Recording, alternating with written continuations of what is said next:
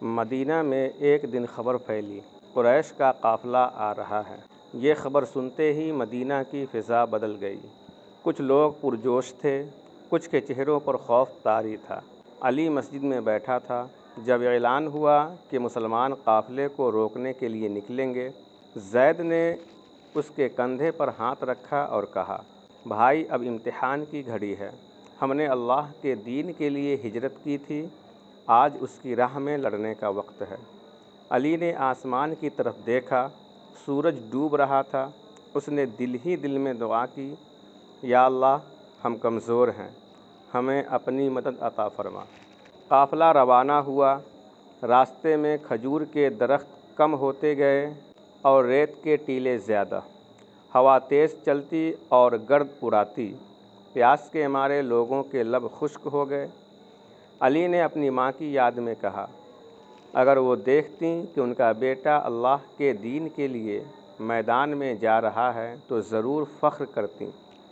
زید نے مسکرا کر کہا، اور میں اپنے والد کو یہی جواب دیتا کہ یہ جنگ تلواروں کی نہیں، ایمان کی ہے۔ آخرکار وہ بدر پہنچے۔ یہ جگہ چھوٹے چھوٹے ٹیلوں اور کنوؤں سے بھری ہوئی تھی۔ رات کا اندھیرا پھیل رہا تھا۔ قریش کی فوج زیادہ تھی، ان کے گھوڑے، ہتھیار اور ساز و سامان بھی زیادہ۔ مسلمان صرف 313 تھے، کچھ کے پاس تلوار، کچھ کے پاس نیزہ اور کچھ کے پاس صرف ایمان۔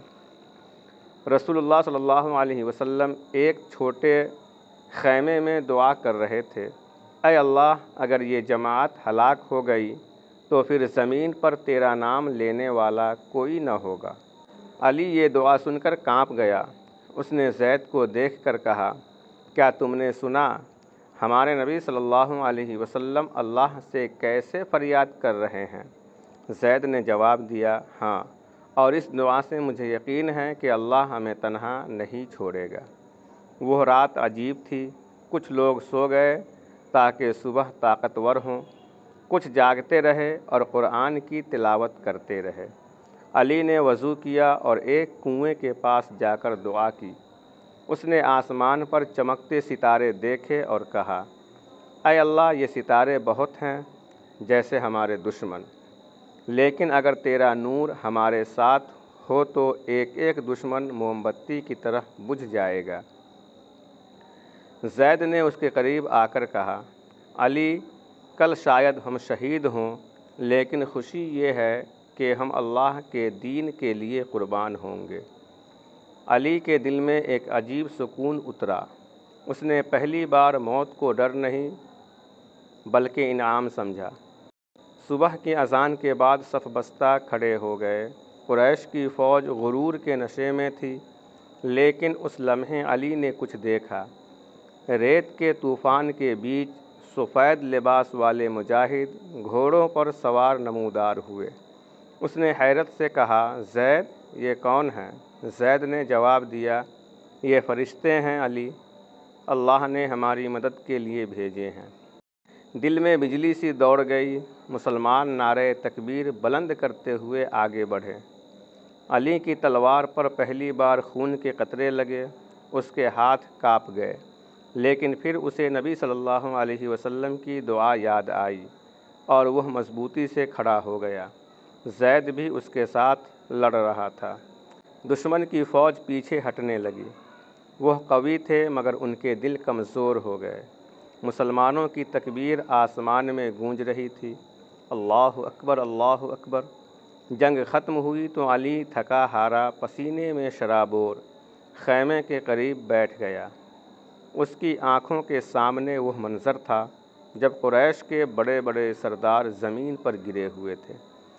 زید نے کہا، بھائی، ہم جیت گئے، لیکن اصل جیت یہ ہے کہ اللہ نے ہمیں اپنی نصرت دکھا دی۔ علی نے آسمان کی طرف دیکھا۔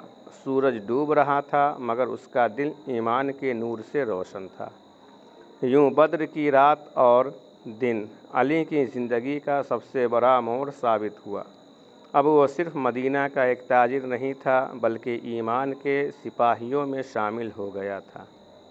قسط نمبر 4 ختم ہوا، جس میں ہم نے حضرت علی کے مدینہ پہنچنے کا ذکر، نبی صلی اللہ تعالیٰ علیہ وسلم کی تعلیمات کا ذکر اور بدر کے جنگ کا نقشہ آپ لوگوں کے سامنے رکھا۔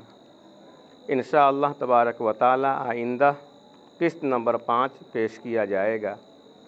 اگر آپ کو ہماری یہ ویڈیو پسند آئی ہو تو ہمارے چینل کو ضرور سبسکرائب کریں، کامنٹس اور لائک کرنا نہ بھولیں۔ اللہ حافظ۔